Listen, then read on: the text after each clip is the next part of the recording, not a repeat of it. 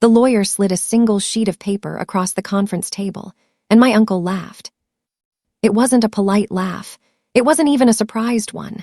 It was the kind of laugh that fills a room the way smoke does, slow, suffocating, designed to make you feel small.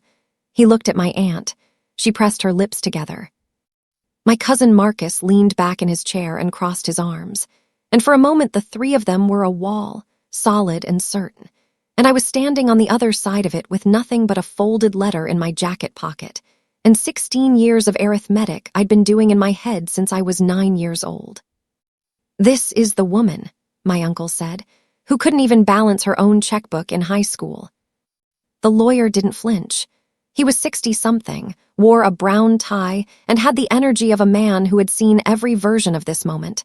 The disbelief, the contempt, the performance of certainty from people who were about to be very wrong. He waited. He had learned, I think, that waiting is its own kind of answer. "My name is Diane Calloway Marsh. My father was Sergeant First Class Raymond Calloway, United States Army, 3 deployments, 2 commendations, 1 Purple Heart he kept in a shoebox under his side of the bed because he said it wasn't the kind of thing you put on a shelf. He died 14 months ago, not overseas, not in any dramatic way. A heart attack in the driveway on a Tuesday morning, still in his running clothes, at 61 years old. And everything that happened after that is a story about what he knew, what he planned, and why he spent 20 years quietly making sure that when this moment came, the lawyer, the table, my uncle's laugh, I would not be the one who was caught off guard. My father was a calculator. He just never let anyone see the math. My father joined the Army at 19, which meant he missed most of what other people call their formative years. No college campus, no apartment with roommates, no job where you learn things by getting them wrong in low-stakes ways.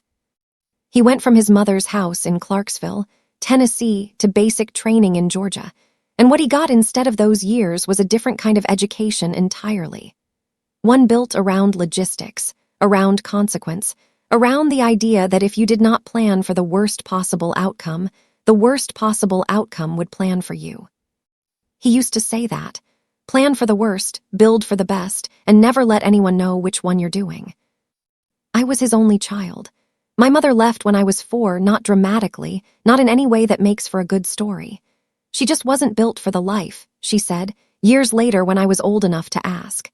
She wasn't built for the deployments, for the weeks of silence when communication was restricted, for the loneliness that military spouses carry around like a second duffel bag nobody talks about. She moved to Tucson. She remarried. We exchanged birthday cards until I was about 13, and then we stopped, mutually, without ever discussing it. I don't say this with anger. I say it because it matters to understanding who raised me and how.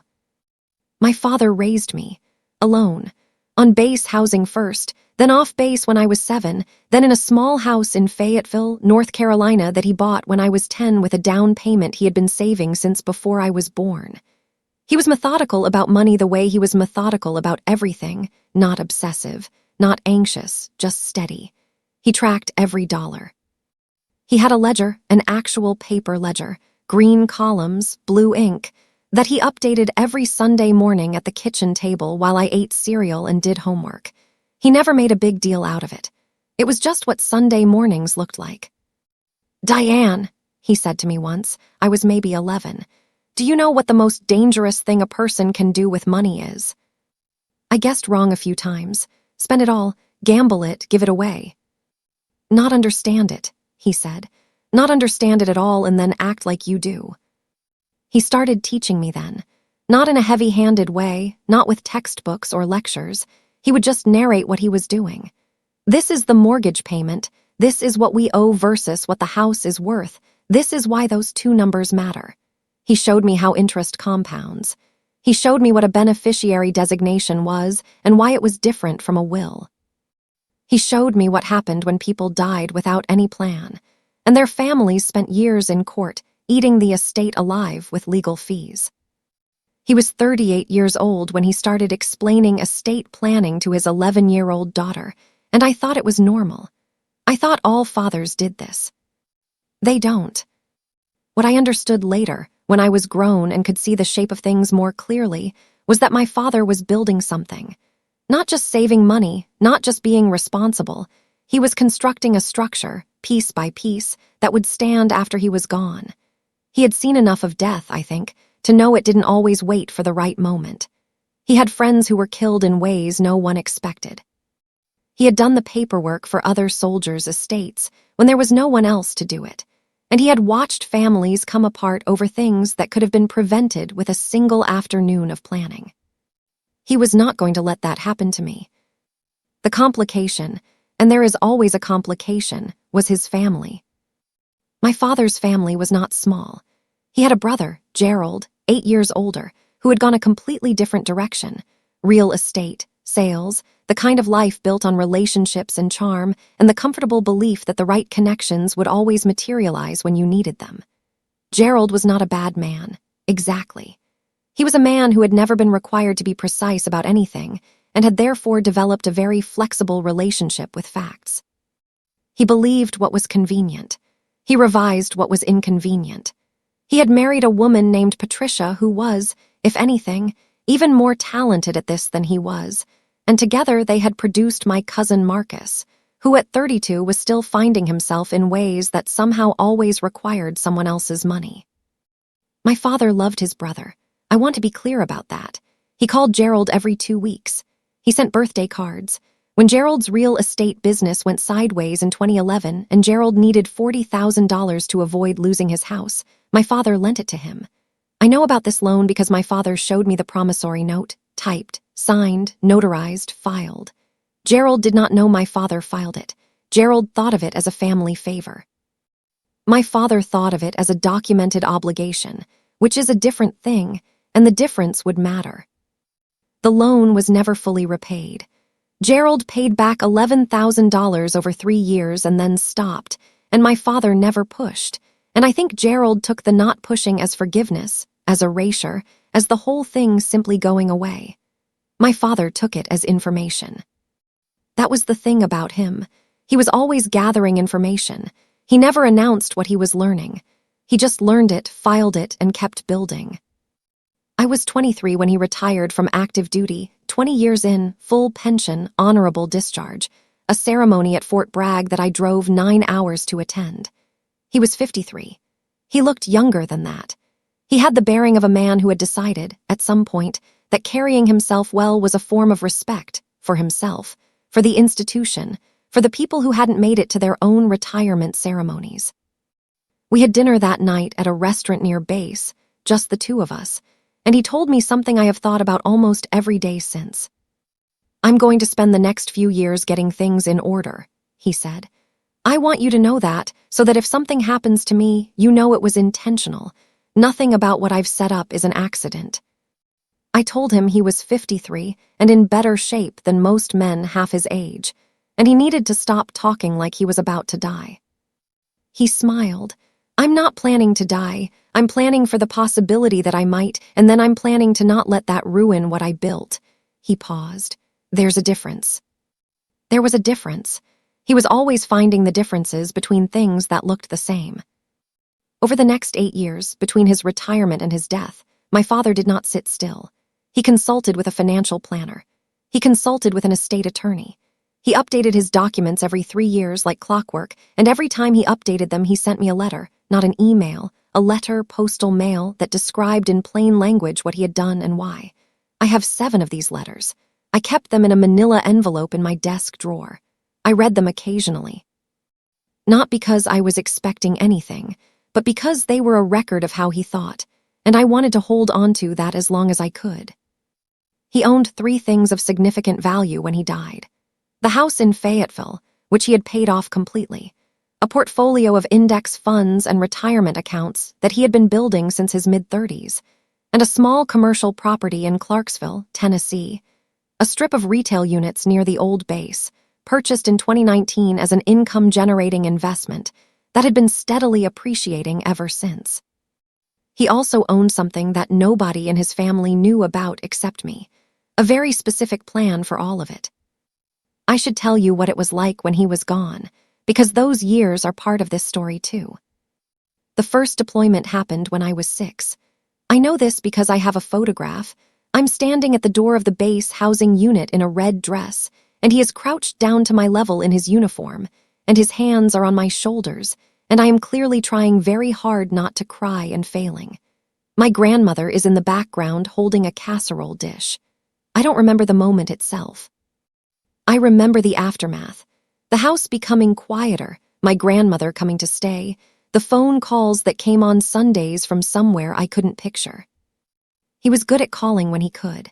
He understood better than a lot of soldiers did, I think, that the person waiting at home was also doing a kind of service, and that service deserved acknowledgement. He would call and ask specific questions.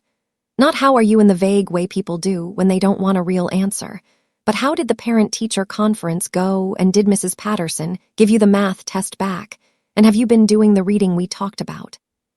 He was present on the phone, in a way that made the distance feel smaller. But I want to be honest, it was still hard. There were nights I went to bed scared in a way I didn't have words for, not scared that something specific would happen, just scared of the open-endedness of it. The not knowing.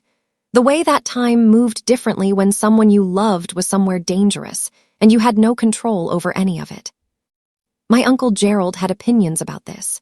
He said, more than once, that it was selfish of my father to be away so much. He said it at holiday dinners, to my grandmother, in a tone that was careful enough to be deniable, but loud enough to be heard. He said a man with a child had no business volunteering for a third deployment. He said he didn't understand how a person could prioritize the army over his own daughter. My grandmother would change the subject. I would look at my plate. I understood, even then, that Gerald's objections had less to do with my welfare than with something else, some longer-running resentment, some arithmetic of his own about who had gotten what from life and whether it was fair. Gerald had wanted things my father hadn't seemed to want: status, ease, the sense that he was recognized as someone important, and he had worked hard for those things in his own way, and they had never quite arrived, and my father had simply lived differently and seemed, infuriatingly, to be all right. That was the thing about my father that drove certain people crazy. He was quietly, stubbornly all right. No matter what happened, deployment, single parenthood, financial strain, the thousand small failures that life produces, he was all right. He didn't perform contentment. He just had it, somewhere deep in a way that couldn't be touched. Gerald, I think, never forgave him for that. The second deployment happened when I was 9, and this is the one I remember more completely. I remember because it was the first time my father sat me down before he left and explained something to me in the way he would come to explain all important things, directly, without softening, with complete confidence that I could handle the truth. He sat me down at the kitchen table with a glass of juice and a piece of paper, and he said, "I'm going to be gone for about a year. While I'm gone, here is what happens." He had written it out, step by step. Who would take care of me, my grandmother, primary, a neighbor named Mrs. Hollies, secondary. How to reach him, satellite phone on Sundays when possible, email otherwise, a physical address for letters. What to do in an emergency, a list, prioritized with phone numbers. What happened to our money while he was gone? Direct deposit continued. Bills were set to auto-pay. My grandmother had access to a specific account for household expenses. No one had access to the investment accounts. I was 9. I didn't understand all of it, but I understood the principle. When something important is happening, you write it down. You make a list. You know what happens next. I went asleep that night feeling something I didn't have a word for then, but would later identify as *prepared. Not happy, not unscared, but prepared. Like I had a map. He came home 13 months later, thinner, quieter, with a new line between his eyebrows that wasn't there before. He hugged me for a long time at the airport and didn't say anything, and that was all right. The third deployment was when I was 14, and this time I understood more, about what he was doing over there, about what the risks were, about the statistics that I had looked up on the internet because I was 14 and nobody was telling me anything, and I needed to know. This deployment scared me more than the others because I knew more, and knowing more made the fear more specific. My Uncle Gerald called during this deployment sometimes. He called my grandmother mostly, and I would overhear pieces of the conversations. He was going through something. His business had hit a rough patch, I gathered, though I didn't understand the details, and he needed to talk to someone about it. He was not asking for money yet, that would come later, but he was laying groundwork. I understand that now. He was reminding our grandmother of his existence, his needs, his struggles, so that when the ask came it would land in prepared soil. This is a form of calculation too. Not as clean as my father's, not as honest, but still calculation. My father came home from that deployment, and I told him, a few months later, what I had overheard. Not accusingly, not with drama, just told him, the way he had taught me to tell him things, matter-of-factly, as information. He nodded slowly. He said, "Gerald is going to need help someday. When he asks, I'm going to help him because he's my brother. I want you to know that so you're not surprised. But I also want you to know that helping someone and being responsible to them are different things." I was 15 by then. I understood what he meant. My grandmother died when I was 26. She was 81, had a good death, if there is such a thing, in her own home, in her sleep in February. She left a small estate, a house in Clarksville, some savings, furniture, and jewelry. She had a will. The will divided things evenly between my father and Gerald, which was what she wanted and what they both expected. What happened after was a preview of everything that would come later. The house needed to be sold. My father and Gerald needed to agree on an asking price, a realtor, a timeline.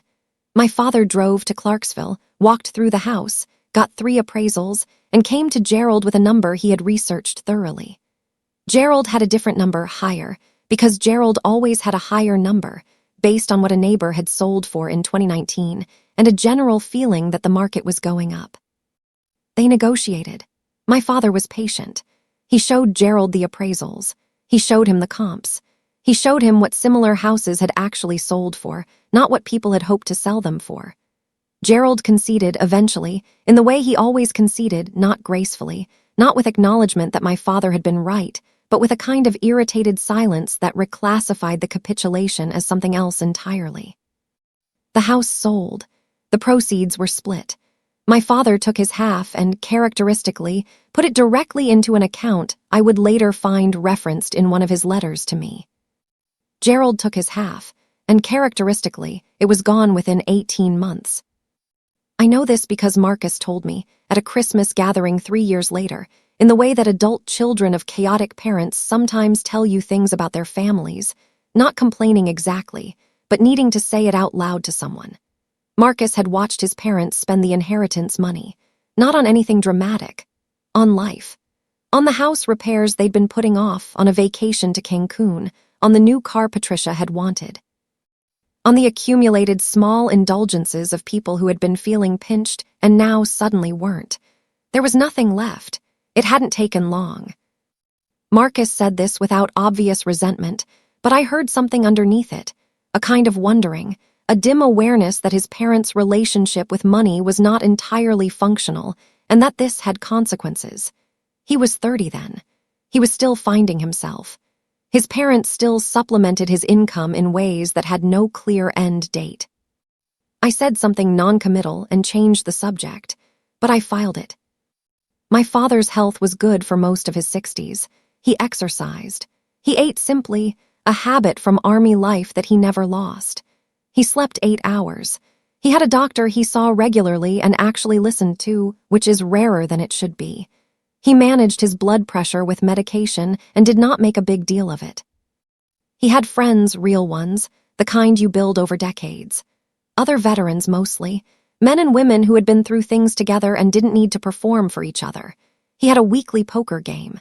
He had a garden, which surprised me when he started it at 65, but which, in retrospect, made complete sense.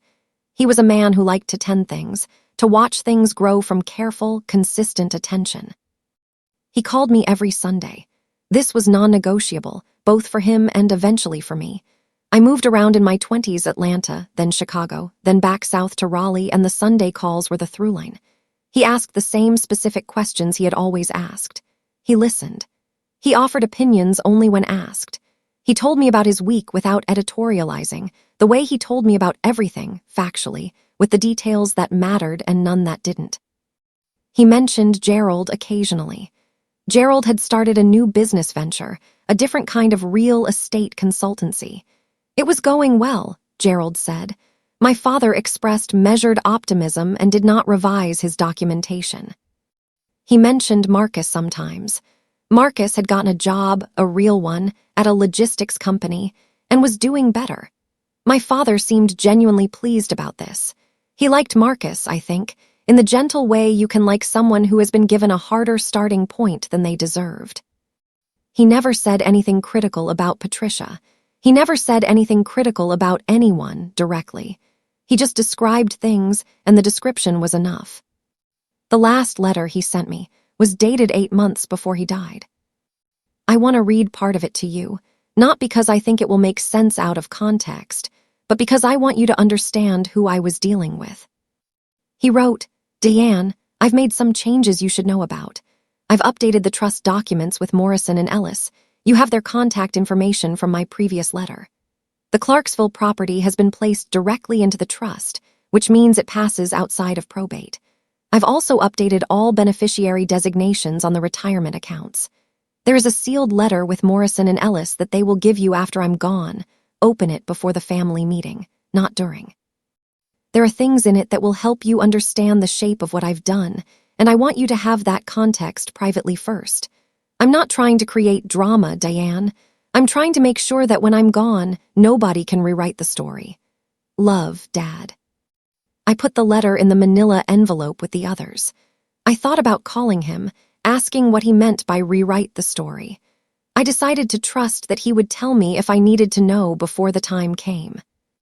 8 months later, on a Tuesday morning, his neighbor found him in the driveway. I drove to Fayetteville alone. I took care of the immediate arrangements. I was the next of kin. I had all the relevant information. I knew where every document was. My father had left a folder on his desk, labeled in his handwriting for Diane when. It contained the death certificate instructions, the funeral home information, his wishes, the contact for Morrison and Ellis. He had planned for this too. He had planned for everything. I called Morrison and Ellis from the parking lot of the hospital. They were expecting my call. They told me to come in at my earliest convenience, and they told me to come alone. I didn't tell Gerald yet. I didn't tell anyone. I drove to the attorney's office the following morning and sat across from a man named Douglas Morrison, who was 60-something with a brown tie, and he gave me the sealed letter. I read it in a conference room, alone, with the door closed. When I finished, I sat for a few minutes with my hands flat on the table. Then I called Gerald and told him our father was dead. I'm not going to read you every word of the letter. It was private in the way that final things are private, and some of it was between a father and a daughter and belongs to that space. But I will tell you the shape of it, because the shape is what mattered. My father wrote it 2 years before he died. He had updated it once, 6 months before the letter I told you about, the last one. He said in the letter itself that he had updated it, and he told me why. He started with history. He told me about the $40,000 loan to Gerald, which I already knew about. He told me about the promissory note, which I also knew about. He told me that Gerald had paid back $11,000 and then stopped, and that the outstanding balance with the interest rate specified in the note now amounted to approximately $38,000. He had not forgiven this debt. He had simply not mentioned it. He said he hadn't mentioned it because he didn't want to create conflict while he was alive, and Gerald was his brother and some things were more important than being right. But he also said he hadn't forgiven it in the legal documents because some things needed to be recorded accurately. He told me about the structure of his estate. He had established a revocable living trust, the Raymond Calloway Living Trust, some years earlier. Nearly all of his assets were held in the trust: the house in Fayetteville, the Clarksville commercial property, the brokerage accounts. The trust had a successor trustee, which was not Gerald, not Marcus, not Patricia. It was Douglas Morrison, his attorney, who had been instructed to administer the trust according to the terms my father had set out. Those terms, in summary, were as follows. The house in Fayetteville would be sold. The proceeds, after expenses, would go into a separate account managed by the trust. The Clarksville property would continue to generate rental income for 2 years, then be sold as well. The retirement accounts, which had designated beneficiaries independent of the will or trust, had named me as the sole beneficiary. All of this was straightforward. What was not straightforward was the allocation. My father had not divided his estate evenly between himself and Gerald. He had left his estate, the entirety of it, in trust for me. Gerald was not in the will. Patricia was not in the will. Marcus was not in the will. But there was a structure. There was always a structure with him. He had allocated within the trust a specific sum for Gerald. The amount was calculated precisely. It was the value of the estate's share that Gerald might have claimed as a blood heir under intestate succession. If there had been no will, if everything had gone through probate, minus the outstanding balance of the promissory note. He had run the math. He had shown the math in the letter. Gerald's notional inheritance minus Gerald's documented debt came out to a number that was not 0, but was much smaller than Gerald would expect. Much, much smaller. He wrote, "I want you to understand that this is not punishment. Gerald is my brother and I love him, but I've watched his relationship with money for 50 years, and I know that a large, unstructured inheritance would not help him. The promissory note is a legitimate debt.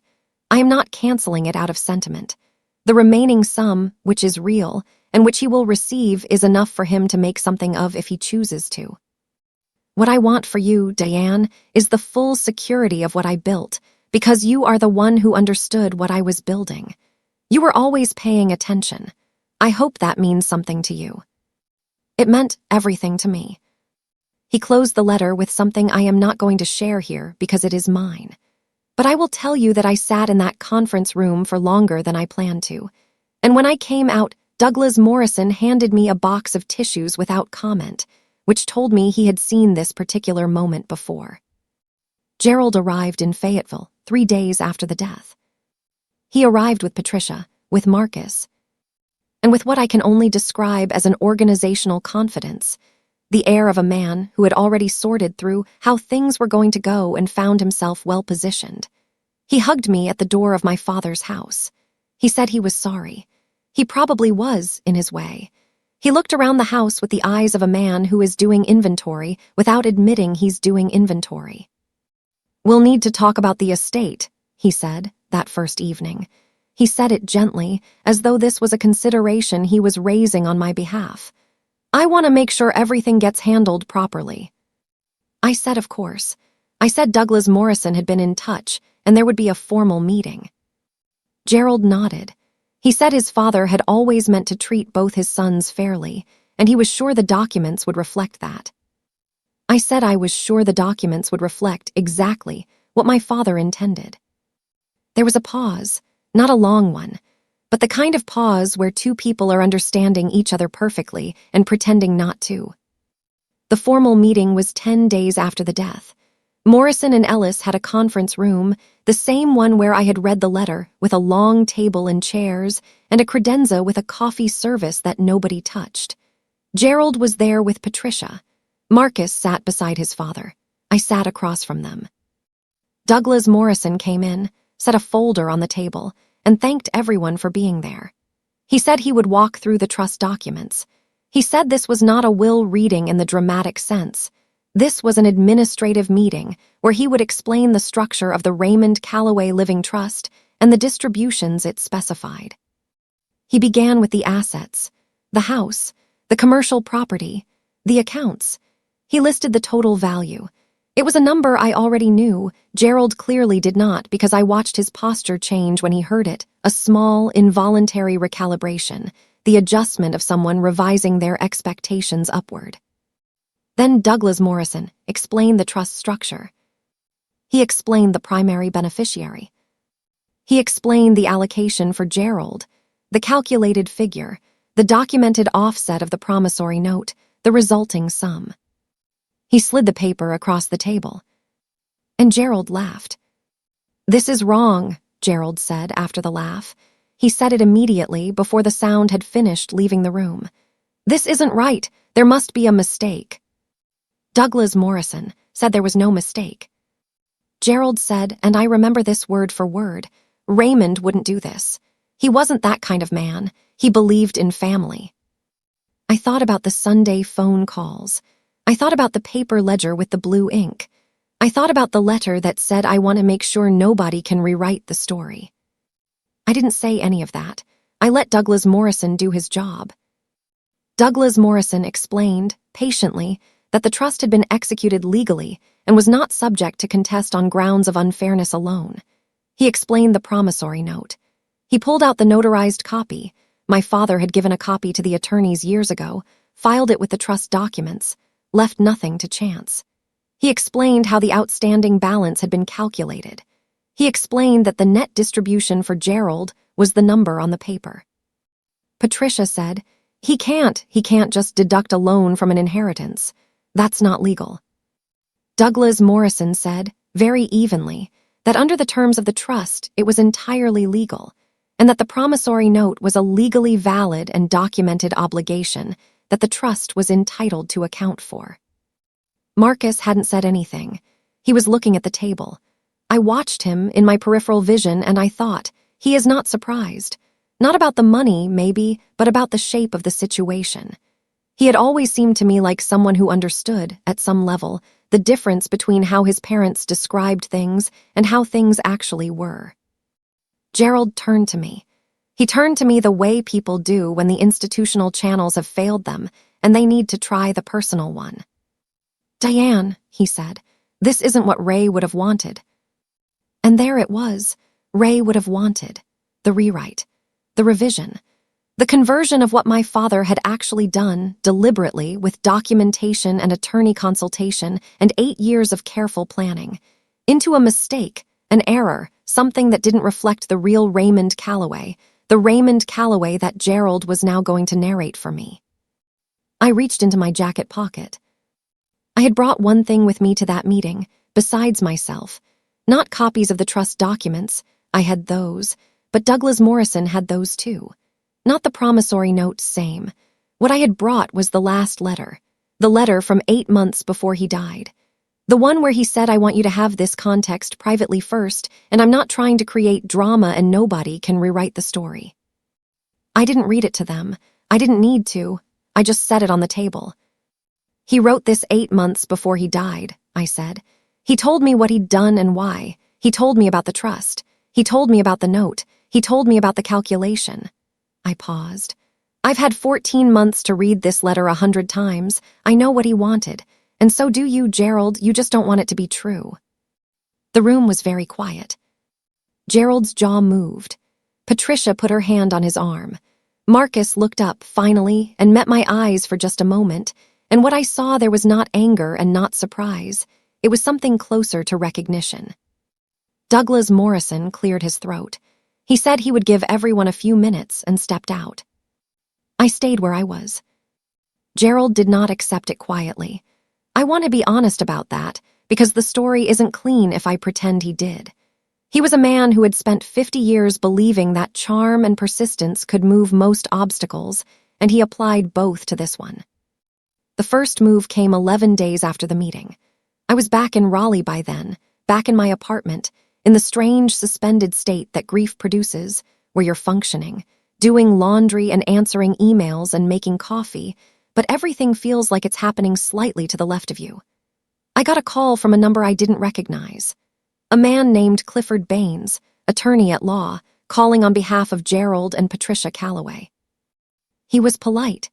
He said his clients had concerns about the validity of the trust documents, specifically about whether Raymond Calloway had been of sound mind at the time of certain amendments, and whether there had been undue influence on the part of the trustee or any other party.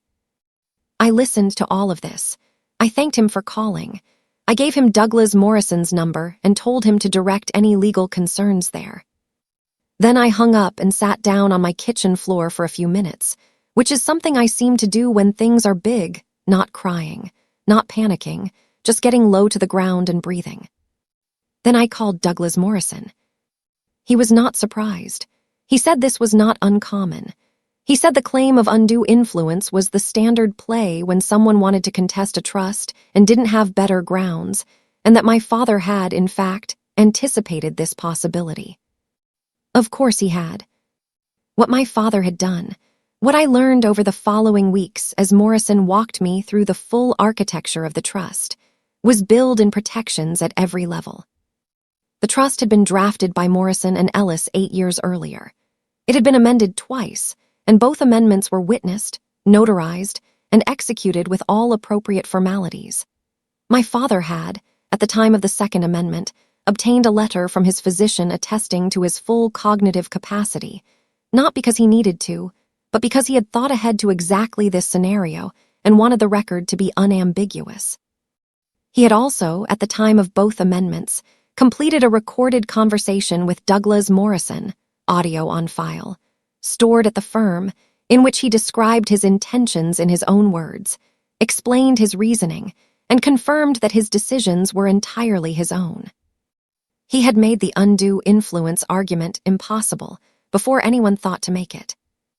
When Clifford Baines reviewed the documentation Morrison sent over, the challenge was withdrawn within 6 weeks.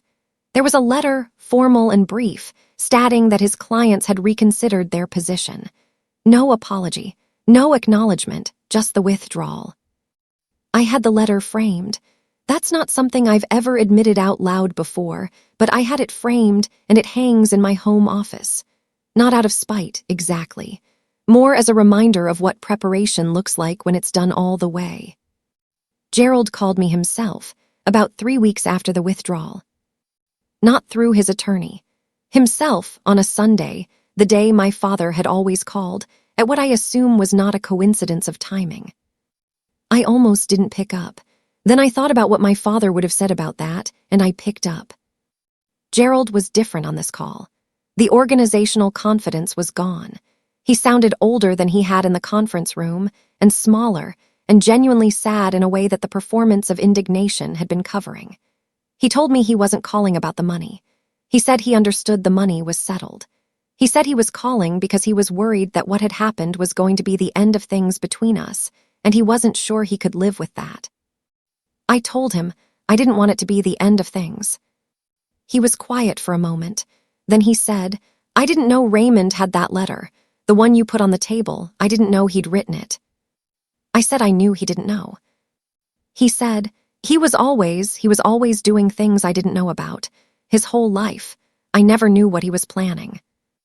I thought about the ledger, the Sunday mornings, the green columns, the blue ink, the way my father had taught me to narrate what he was doing so that I would know, so that I would always know, because I was the one he had decided to tell. I said, he was planning for me. Gerald didn't say anything for a while. Then he said that he supposed he understood that, even if it hurt. He said he was sorry about how things had gone. He said it simply, without qualifications, which was the most I had ever heard him apologize for anything, and I believed it was genuine. I told him I was sorry too, that his brother was gone and that grief was complicated enough without adding all of this, and that I was sorry for the part of it that felt like loss of a different kind.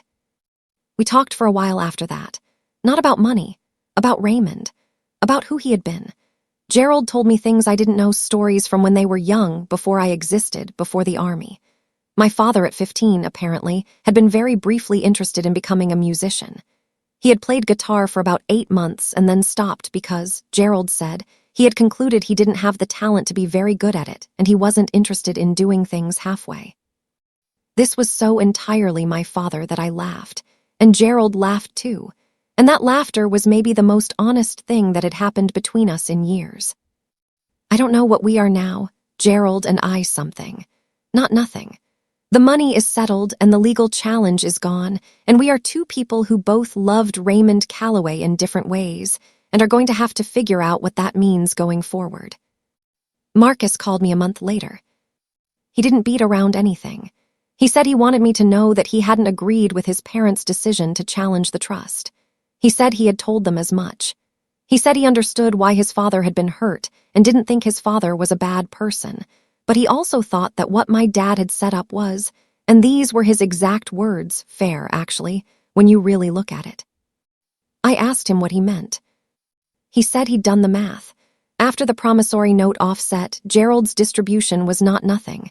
It was real money, modest but real, and that was money my father hadn't been obligated to leave him at all. He could have left Gerald zero.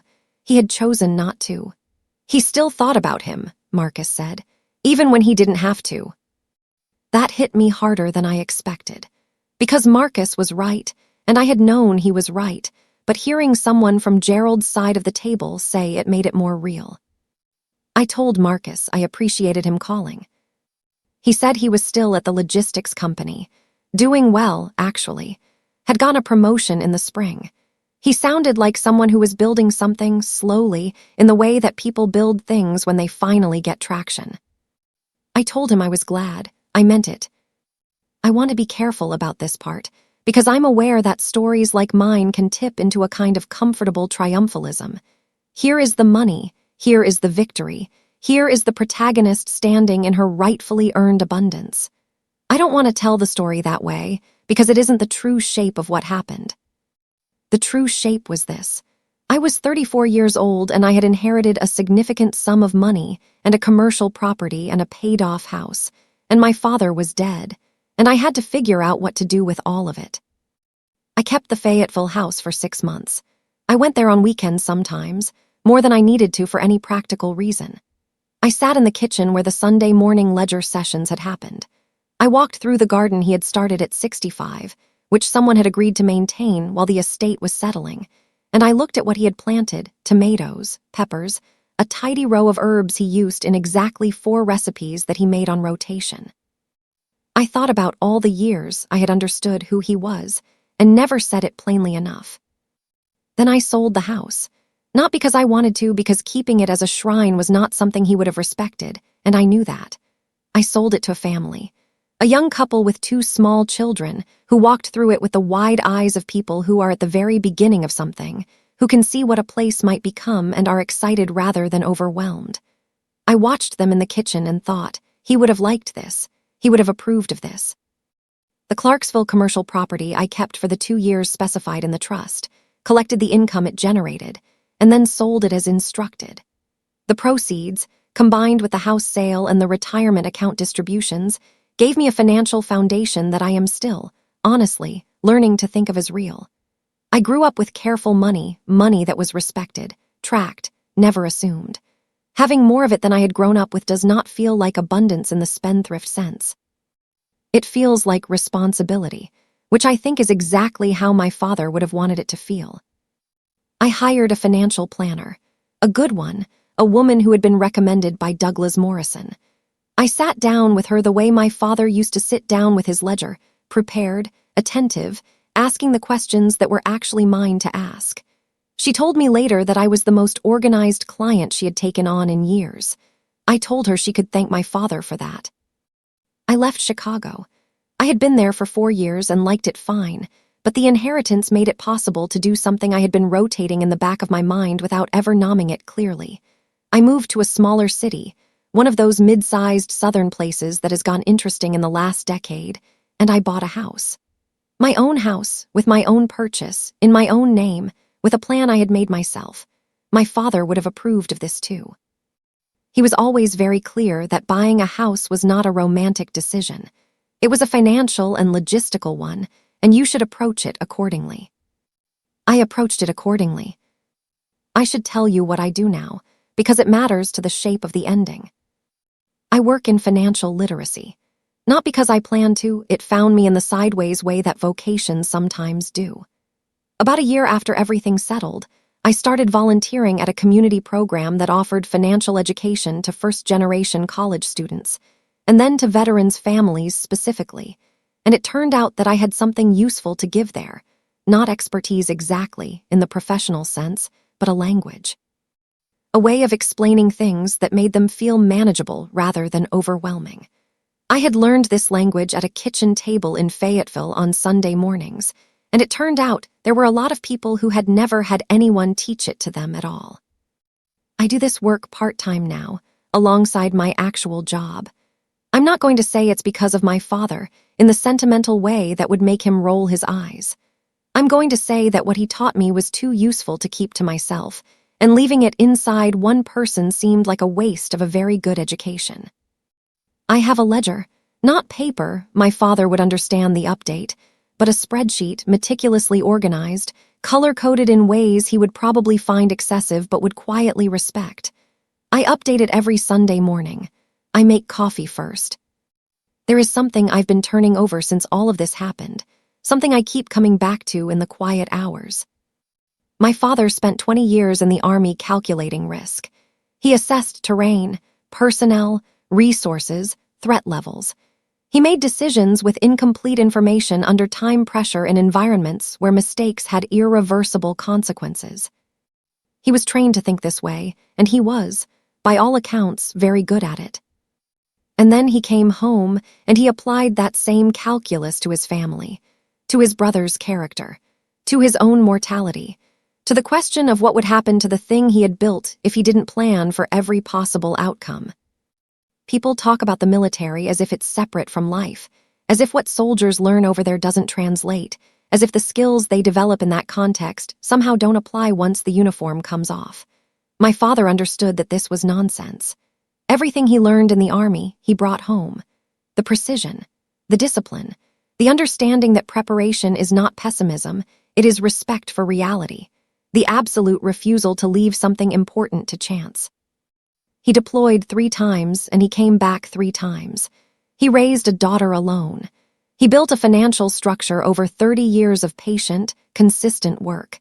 He planned for his death with the same methodical care he brought to everything else.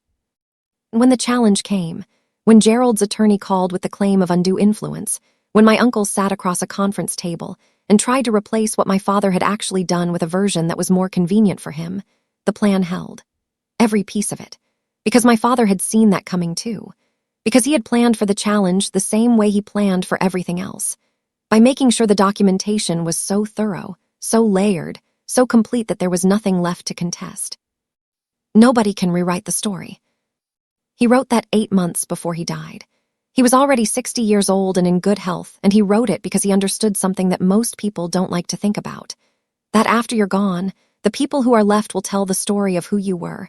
And if you haven't built a record, if you haven't put things in writing, in legal documents, in letters, in notarized and witnessed and attorney-filed evidence, then the story they tell might not be the true one. It might be the convenient one. The one that serves whoever is telling it. He built a record. He spent decades building it. And when the moment came, the record spoke for him in a way that I couldn't have, because I loved him too much to be entirely objective, and because grief is not a good environment for winning arguments. The documents didn't grieve. The documents didn't waver. They just said what they said, in the language of law and finance and formal witness, and there was nothing to argue with. That is what he gave me. Not just money, not just property. He gave me a story that couldn't be taken away. He gave me a record of who he was and what he chose and why, so that when someone tried to replace that with something more convenient, I could put a letter on a table and say, "Here, this is what was real." I still update the spreadsheet on Sundays. I still make coffee first. There is a photograph on my desk, not the one from the doorway when I was 6, though I have that too. This one is from the retirement ceremony at Fort Bragg. He is in his dress uniform, and I am standing next to him, and we are both looking slightly to the left of the camera because someone had said something that made us both turn at the same moment, and whoever took the picture caught us in that half-turned position, which means it looks like we are looking at the same thing.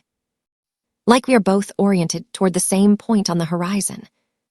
I like that photograph for reasons I couldn't fully explain, but if I had to try, it looks like how things actually were. 2 people looking in the same direction, not performing anything, just both paying attention to what was there. My father was a quiet man. He didn't announce his love. He demonstrated it through logistics and preparation, and 20 years of Sunday morning phone calls and 7 letters in a manila envelope explaining, in the plainest language he could find, what he had done to make sure I would be all right.